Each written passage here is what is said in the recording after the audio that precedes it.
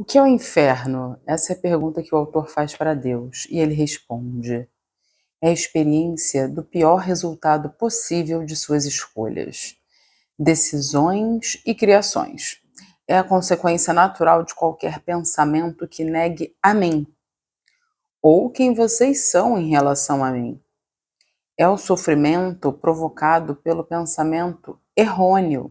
Aí ele fala que pensamento errôneo é inadequado porque não existe o errado.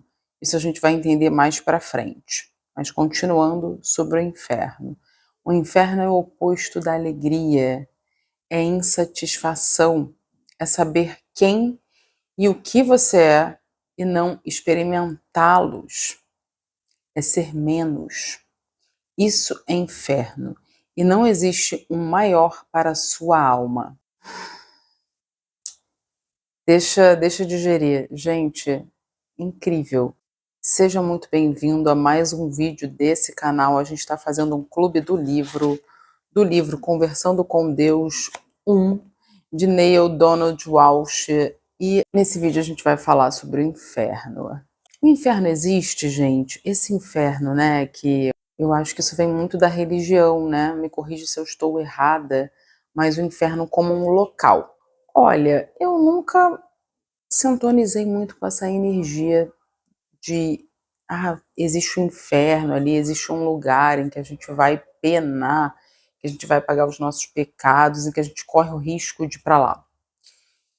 Eu conheço gente que acha que está correndo o risco de ir para lá, e pessoas que não fazem o mal, pessoas que não matam, que não roubam, que, sabe, elas acham que elas podem estar aí correndo o risco de ir para o inferno. E aí Deus aqui, ele fala que não existe esse lugar. Não existe um lugar em que a gente vai, depois que morre, e que vai ficar ali pagando os pecados. Ele fala assim, não existe esse lugar que vocês fantasiaram, onde queimam em um fogo eterno, ou existe em um estado de tormento eterno. Ele fala assim, o que eu ganharia com isso? Que parte de mim é tão vingativa a ponto de fazer isso? Não seria mais fácil eu dar fim em vocês? Não seria mais fácil eu restringir o acesso de vocês a mim? Por que eu precisaria que vocês ficassem lá eternamente? Então ele diz que essa experiência após a morte, que a gente imaginou em nossas teologias baseadas no medo, né? Então, aí a gente vai para aquela ideia que a gente já falou aqui. Existe uma propagação, é uma inseminação do medo em nós. A gente tem que ter medo para ser bom. Isso é muito louco, né, gente? Isso me parece uma coisa de quem ainda não entendeu que ser bom é algo que traz felicidade genuína. Ser bom nos conecta automaticamente com a nossa essência divina e isso nos nutre de uma maneira incomparável, que é a gente servir e ser, que é a gente praticar o amor incondicional através do serviço desinteressado. Mas isso, calma, vamos com calma. Então, ele falou que o inferno, na verdade, pelas essas palavras, né, é um estado de espírito. É um estado de espírito, gente. O inferno a gente pode escolher. Aliás, tem um vídeo que eu falo sobre o céu na terra, que é um vídeo do outro clube do livro, dos 4 compromissos. Indico muito também essa leitura desse livro. E vou colocar aqui o vídeo para você ver, porque tem muita relação com isso, né? Como trazer o céu na terra. Então, no fundo, o inferno é um estado de espírito. A gente pode acessar ou não, é uma escolha momentânea. Então, como ele falou aqui, né, eu vou complementar. Então, sempre que a gente está insatisfeito, né, que a gente não agradece, porque muitas vezes a gente passa o dia batido se a gente não tem uma rotina, e por isso que eu sempre friso a importância da rotina, você ter horários para as coisas, para se conectar com Deus, para você fazer uma oração. Então, quando você se compromete a fazer algo bonitinho ali, o negócio fica bem melhor. Você faz sempre. Você não esquece. Então, eu tô falando isso por quê? Porque às vezes a gente esquece, passa batido, a gente não agradeceu pela nossa saúde, pelas coisas boas, e quando a gente agradece até pelo que não deu certo, né, entendendo que há algo ou a ser aprendido em relação àquilo, há um aprendizado ali que a gente ainda precisa ter, ou foi o melhor que deveria ter acontecido naquele momento, porque a mente, ela naturalmente ela vai para uma insatisfação, para o que falta, para o que eu ainda não tenho. Então, essa autovigilância, ela precisa ser constante, porque senão é isso, naturalmente o ego vem e nos domina. E esse é o inferno, é não estar em conexão com quem somos, com esses estados do ser, do ser. Então, a gratidão, o contentamento, a compaixão, sempre que somos dominados pelas nossas emoções, por exemplo, e nós não fomos ensinados a ter inteligência emocional, então quase todos nós não temos inteligência emocional, ninguém ensinou isso pra gente, os nossos pais não sabiam, na escola não tinha. A gente precisa buscar, né, gente, como adultos, a gente não tem que culpar ninguém, a gente tem que ter a compaixão pelo que as pessoas não receberam e buscar, nós mesmos temos que buscar. E a gente busca, a gente é o exemplo, a gente transborda para os outros também. Então, essa é a questão. Muita gente fica com medo de ir para o inferno, de ir para o inferno, porque isso é instaurado através da religião. Eu não estou aqui para falar mal de nenhuma religião, mas eu acredito que seja assim que acontece. Sinceramente, eu não perco meu tempo pensando se tem ou não tem, eu não estou preocupada.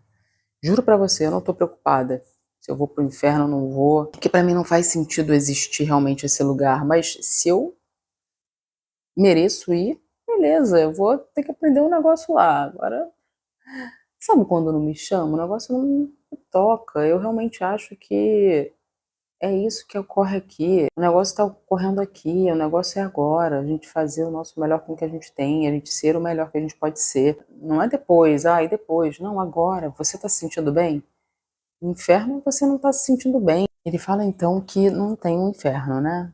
Aí ele fala assim, ó, no entanto, há uma experiência de alma tão infeliz, da alma tão infeliz, tão incompleta, tão menos do que o todo, tão separada da maior alegria de Deus, que para essa alma isso seria um inferno. Eu não os mando para lá, e tampouco lhes imponho essa experiência, vocês mesmos a criam, sempre que separam o seu eu do seu próprio pensamento mais elevado em relação a vocês, sempre que negam e rejeitam quem realmente são. Isso está ocorrendo com quantas pessoas? Depois a gente vai falar sobre as circunstâncias, né? Porque às vezes a gente fala assim, não, mas as minhas circunstâncias são muito ruins, eu estou passando dificuldade.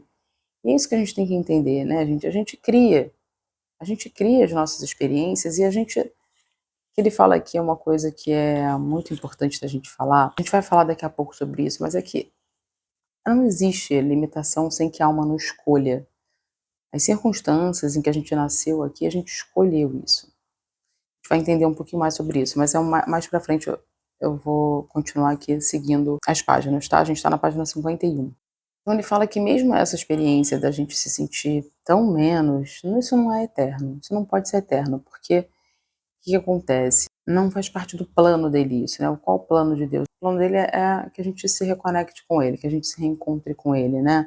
Então a gente vem aqui pra Terra, a gente sai de lá da perfeição onde a gente vive, e a gente vem pra cá, pra Terra, e a gente depois meio que se separa dele, né? A gente esquece de quem a gente é, e aí a ideia é que a gente vá voltando a se reconectar com ele, né? Então ele fala que assim, ó, eu teria que negar quem vocês são para isso ocorrer, essa separação. Eu nunca farei isso, ele nunca vai negar quem somos. Ele sempre sabe, vai saber e sabe quem somos.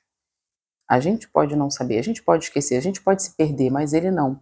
Ele falou, enquanto um de nós se mantiver fiel à verdade em relação a vocês, ela prevalecerá. Ou seja, não existe isso de ficar eternamente separado de Deus. Aí o autor fala assim, mas se não tem inferno, significa que eu posso fazer o que eu quiser, realizar qualquer ato sem medo de punição?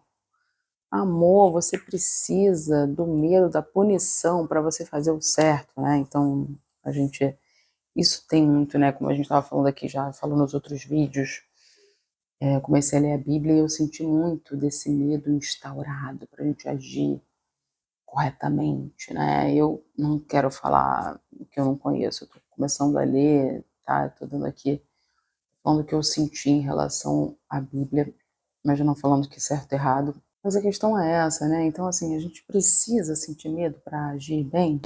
Aí ele fala uma questão também que é importante, né? Do certo e errado. Ele falou assim: tem que se sentir ameaçado para ser bom? E o que é ser bom? Quem tem a palavra final sobre isso? Quem dá as diretrizes? Quem cria as regras? Aí ele fala aqui que nós criamos as nossas regras, que nós somos a única pessoa que podemos nos avaliar como estamos nos saindo. Então, assim, só você pode falar se você está indo bem ou se você está indo mal. E nesse livro, Deus frisa muito isso, de não tem certo e errado. Ele fala assim, ó, ninguém mais o julgará, porque e como Deus poderia julgar a sua própria criação e considerá-la ruim? Se eu quisesse que vocês fossem perfeitos e fizessem tudo certo, teria deixado que ficassem no estado de total perfeição de onde vieram. Mas eu falar, ué, tem ou não certo? Porque ele fala aqui de certo. Certo baseado em Deus, né? Então vamos entender que o certo seria a gente se aproximar de Deus, de quem somos. Somos isso, somos a essência de Deus, somos a centelha divina. Então o inferno seria a gente não entender quem somos, a verdade mais profunda de nós, que somos essa luz. Isso seria viver no inferno, a gente achando que a gente é muito menos do que a gente é, né? A gente se identificar com partes nossas que são mutáveis, que podem mudar, sabe? Que são as nossas personalidades, os nossos defeitos, as coisas que a gente tem que melhorar. Isso é mutável, isso a gente pode melhorar. Agora, qual é a verdade suprema, absoluta? A luz. Então, o certo é o quê? O certo é a gente estar agindo em relação à luz. Só que aqui, a experiência que a gente veio viver é uma experiência de escolha, de livre-arbítrio. Então, por isso que ele fala, não tem certo e errado, você escolhe. Aqui, gente, não tem isso. Ele não vê dessa maneira, pelo menos através desse livro, né? Porque esse é o objetivo, a gente criar quem a gente está aqui para criar, nós somos os criadores. Se você não viu o vídeo passado, veja até o final, a parte da criação é muito importante, que a gente cria através de nossos pensamentos, através de nossos sentimentos, através de nossos atos. A coisa mais importante é a gente se recriar o tempo todo. Então isso aqui não está alinhado com o que eu quero ser, essas atitudes não estão alinhadas com quem eu quero ser, então eu vou mudar, né? Então por isso que precisa ter uma constante transformação, precisa ter para o objetivo da sua alma, tá? Existe esse objetivo da sua alma, é esse. Ele fala aqui na página 52, ó, realizar-se enquanto ainda está no corpo, tornar-se a encarnação de tudo que realmente é. Então se a gente é a luz, a gente veio ser a luz aqui. Agora, Deus não está assim, você está certo, você está errado, você está fazendo certo. Quem faz isso somos nós, quem nos avalia somos nós.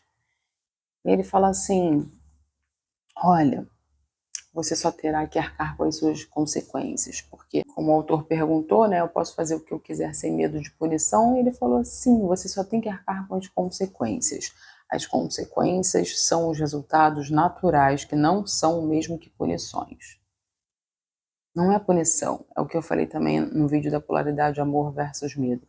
Não existe punição de Deus, mas existem as leis. Então aqui ele fala, toda a vida física funciona de acordo com as leis naturais. Quando você se lembrar dessas leis e aplicá-las, controlará a vida no plano físico. O que lhe parece punição ou o que chamaria de mal ou má sorte é apenas uma lei natural fazendo-se valer. As leis naturais, ele não vai falar aqui sobre elas, mas eu acredito que ele está se referindo, talvez, às leis universais, às leis do Kybalion. Esse aqui é o livro do Kybalion que eu tenho, e uma lei, por exemplo, é a lei da causalidade. Toda causa tem seu efeito. Vou jogar essa lei aí, que eu acho que é uma das mais tranquilas da gente entender, né? Toda ação tem uma reação, isso é o karma. Se você já ouviu falar sobre karma, karma é isso. Toda ação tem uma reação. Então, ou seja, você pensa em algo, você emana uma energia. Porque existe outra lei, que é a lei da vibração, o princípio da vibração. Tudo vibra, nada está parado. Então, você está vibrando, a gente está vibrando. Então, o que você pensa, você emana, você vibra. Tudo que você faz tem uma consequência. Isso é a lei. Sempre você vai ter uma consequência do que você fez. Um dia a gente vai estudar melhor as leis aqui, ou sei lá onde. Talvez um dia eu faça um clube do livro do Kybalion, quem sabe. Mas pesquisem, porque isso é muito importante, entender o funcionamento do universo, para você se entender também. Ele falou assim, o que que então, se eu conhecer essas leis e cumpri-las, nunca mais terei um momento de dificuldade? Isso que você está me dizendo? Aí, olha só, vou ler aqui um pouquinho. Você nunca experimentaria o seu eu como estando no que chama de dificuldade. Não encararia nenhuma circunstância da vida como um problema. Não temeria nenhuma situação. Poria fim a todas as preocupações, dúvidas e temores. Teria toda a liberdade, alegria, paz, sabedoria e todo o poder do espírito que você é. Seria uma pessoa plenamente realizada. É isso, gente. Na verdade, assim, se a gente tivesse integrado tudo, que a gente às vezes já estudou, eu já estudei muitas coisas, né? Se fosse assim, né? Se a gente estudasse, lesse, aí eu integrei, acho que a gente nem viveria mais aqui, acho que nem teria mais, né? A gente ia ascender, essa ascensão do espírito ia acontecer. Só que o que é a vida? É esse processo, a gente, aos poucos, de voltando para Deus, escolhendo cada vez mais quem somos, porque não é fácil, né? Não basta conhecer, né? Eu conheço, por exemplo, já estudei, mas eu vivo assim o tempo todo, gente? Será que eu não tenho mais medo? Será que eu não tenho mais preocupação? Eu tenho, claro, mas esse é um trabalho que a gente precisa treinar, né? Diariamente. Precisa estar atento para a gente realmente conseguir isso aqui que ele falou, estar em um estado de plenitude maior. É que os mestres, eles foram se empenhando para fazer, né? Viver mais presentes, praticar atenção plena, ter hábitos mais saudáveis. Isso tudo, gente, eu posso te falar o quanto que uma rotina de hábitos saudáveis, o quanto que a gente ir buscando se desvencilhar cada vez mais ou adiar cada vez mais os prazeres da matéria, diminuir, né? Porque isso também é o que nos tira muito dos prazeres da alma. É como se ou a gente estivesse em um ou em outro, né? Quando a gente vai para um prazer, fica buscando muitos prazeres da matéria, a gente se desconecta da alma, muito eletrônico, muito açúcar, muitos hábitos nocivos. Então, isso que nos afasta de alcançar esse estado que ele fala aqui.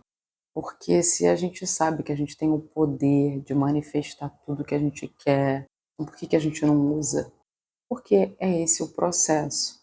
Quanto mais a gente vai treinando isso, né? Quanto mais eu vou desapegando de pensamentos, observando as minhas crenças, a gente foi condicionado a pensar de determinada maneira, então precisa ver esse empenho na nossa cura, na nossa reconexão com a nossa essência, que é essa a verdade, para que a gente saia desses estados do inferno, essa prisão da mente, essas limitações que a gente se impõe, né? Ser menos do que somos. Aí, a gente vai falar mais sobre as escolhas da alma no próximo vídeo, provavelmente. Não vou falar nesse, porque senão vai ficar muito longo.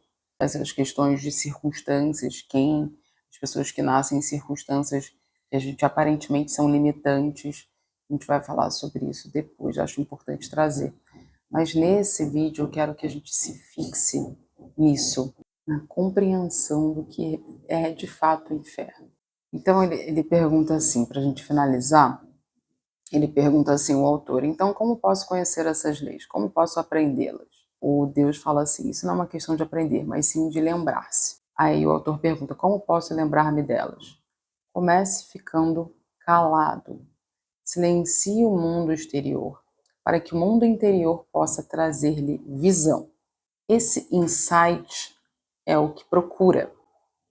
Contudo, não pode tê-lo enquanto estiver muito preocupado com a sua realidade exterior. Por isso, tente voltar-se o máximo possível para dentro. E quando não estiver se voltando para dentro, venha de dentro ao lidar com o mundo exterior. Lembre-se dessa máxima. Se você não se voltar para dentro, será privado de alguma coisa. Aí ele coloca assim, coloque na primeira pessoa e repita para torná-la mais pessoal. Se eu não me voltar para dentro, serei privado de alguma coisa. O que ele fala aqui, gente? Esse insight é o que procura. Por que que ele fala da gente, pra gente se voltar para dentro, né? Lembra, ele desde o início ele fala que ele se comunica com a gente a partir da nossa intuição, do nosso sentir. Então, quando a gente está muito para fora, a gente está muito preocupado com as coisas externas, né, com os outros, o que os outros estão pensando, o que os outros estão fazendo, a gente se perde da gente. E se voltar para dentro faz com que a gente se volte para a nossa essência, que a gente se reconecte com a nossa inteligência divina, com a nossa sabedoria maior. Então, a partir dessa conexão interna, eu consigo lidar com o externo de uma maneira muito melhor. Eu tenho a inspiração divina, eu tenho os insights. Por que ficar calado? Por que silenciar? Que é o silêncio também da mente. Quando a gente silencia a mente, a gente pode se conectar mais com o espírito. Tinha uma época que eu falava muito, caminho é para dentro. Caminho é para dentro. É daí que a gente vai entender quem a gente realmente é. Vai vir os insights, vai vir as inspirações, o que a gente quer realmente fazer, quais as ações que a gente deve ter, que a gente deve seguir para cumprir o objetivo da nossa alma. Isso não é você ser egoísta, gente. Você só vai poder ajudar o mundo, você ser uma pessoa altruísta a partir dessa conexão interna. É ilusão você achar que você precisa estar apagando o fogo do mundo sem você olhar para dentro antes, sem você se estar em você. Acabou que eu não me apresentei, eu acho, né? Muito prazer, se você é novo por aqui, seja muito bem-vindo ou bem-vinda. Meu nome é Renata Bustamante, eu sou professora de yoga e astróloga. Eu tenho um canal de yoga, vou deixar aqui o link, que ali eu coloco as aulas de yoga, os vídeos sobre yoga. E eu tenho alguns cursos que você pode ver aqui, conhecer aqui, também vou deixar os links, que são cursos. Tem cursos só de respiração, de meditação, para você aprender realmente a olhar para dentro de forma autônoma. Eu te ensino lá, tem meditações guiadas também, um curso completo, gente, de inteligência emocional, de equilibrar as energias feminina e masculina. Tem o yoga astral, que são aulas de yoga com astrologia. Ali você também vai entender a sua personalidade, você vai conseguir entender melhor o seu mapa e compreender, desenvolver valores que a gente pode aprender com os signos. E em cada temporada a gente pode fazer isso. Por exemplo, a gente está começando agora a temporada de Virgem, a gente deve aprender com a energia virginiana, entender a sombra e a luz para a gente ativar a luz. E também tem um curso da filosofia da yoga que também fala sobre desenvolvimento de virtudes e valores e essa reconexão com a nossa essência. Se você gostou desse vídeo, deixa sua curtida para eu saber. Esse é o termômetro que eu sei que um vídeo vocês gostaram ou não. E se inscreva no canal se você ainda não está inscrito. Obrigada por me acompanhar até aqui. Até o próximo vídeo. Fiquem com Deus.